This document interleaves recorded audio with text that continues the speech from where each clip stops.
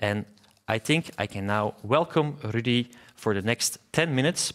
Rudy is managing partner at Bison, and Bison specializes... Dirk, I'm sorry.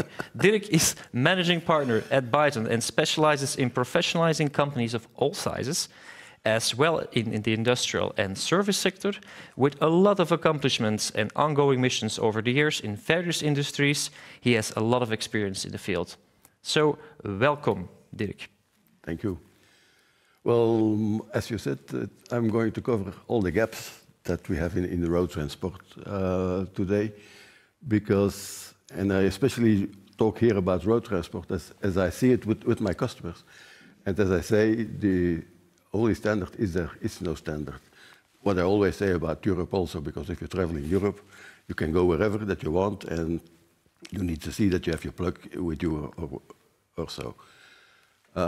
So let us talk about all the transport applications. And as I said, I believe in standards, and the guy that you see there, Henry Ford also, and he said standard is a good beginning, but you know that you have to go ahead, and standards help you go ahead in the meanwhile.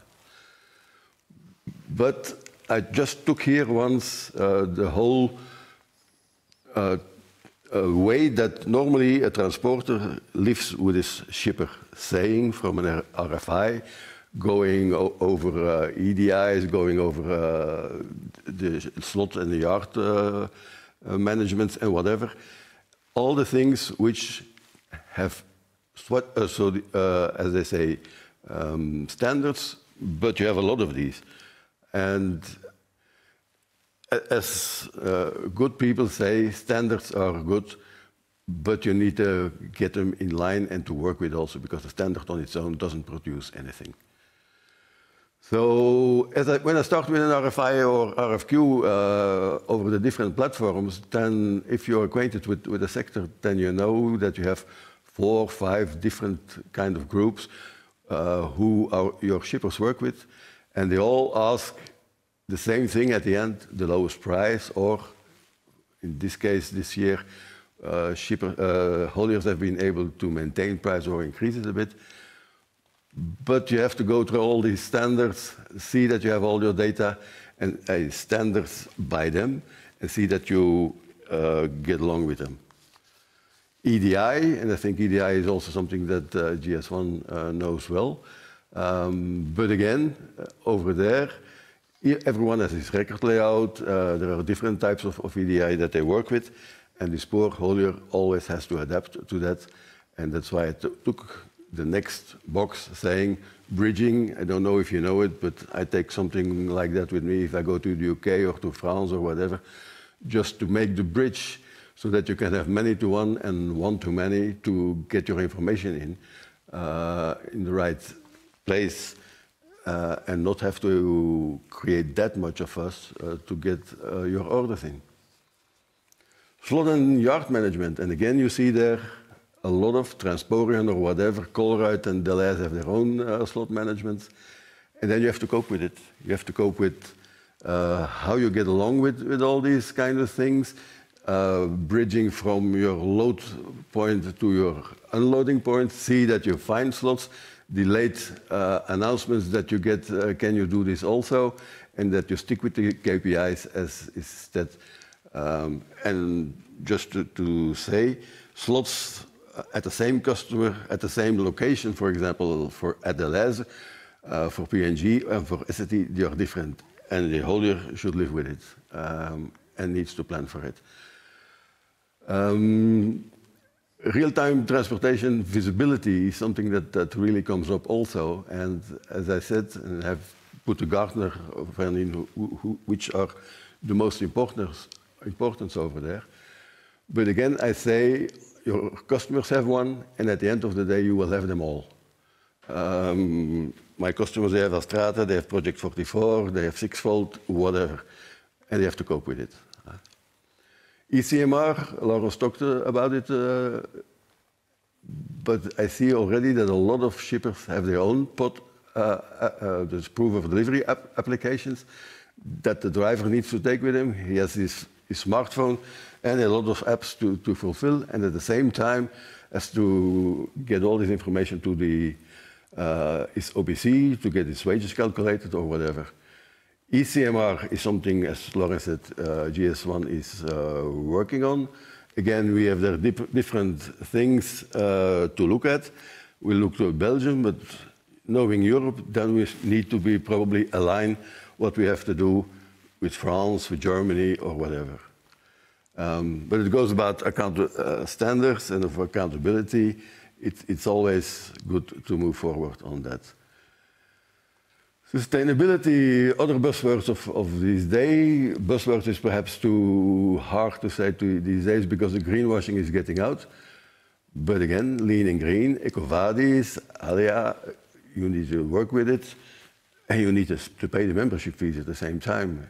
And all they have different rules and whatever that you need to comply to. And then if you want to get paid, but then you have your invoice process, you have your approvals that you have to make, and whatever. You have to pay for that your invoice gets into their system. But again, I just enumerated 4 of that, which are that people need to work with, and that your ECI needs to have the input on all that. So then you come on KPIs. And KPIs, on one hand, I always say you're starting to do the work of the shipper, making its reports, but you need to have all your data there. You need to do your data mining on that. And mostly because then they want to say, why didn't you get in time over there? And therefore, already for some while, I started to make my own KPIs to say to the shippers and your customers, because today, unloading times, they are getting, instead of 2 hours, to 4 to 6 hours, which you can't plan anymore. And that you don't, firstly, they have to solve their KPIs before that we go along with these further. But again, if standards are there, the business gets smoother, gets better to work amongst each other. And as Laura said, GSI is the supply chain visibility, a very important thing. They are going to focus on that. Already their barcodes and whatever help in this process to do this kind of follow-ups. But still, it's the 5 Ws, it's the why, the what, the where, the when. But the most important, I always say, is who is going to do it and how are we going to do it? Because that are the main things on that. And then mostly, I like this one, I said, why is it hard to achieve? Because it takes time to achieve. And mostly the pioneers in that, those get all the expenses and the benefits, they come later. And the other ones, they're going to have the fun with it at the same time.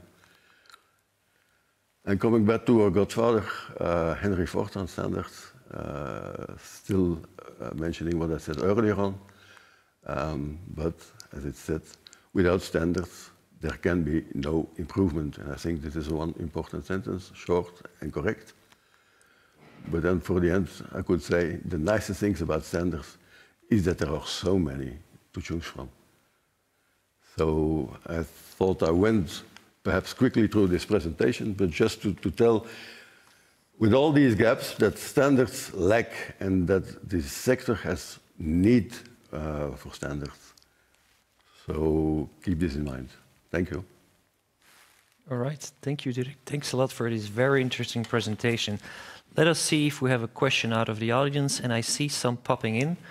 One of the questions I see here is, do you see standards rule the future of road transport? So do you see them ruling the future of road transport?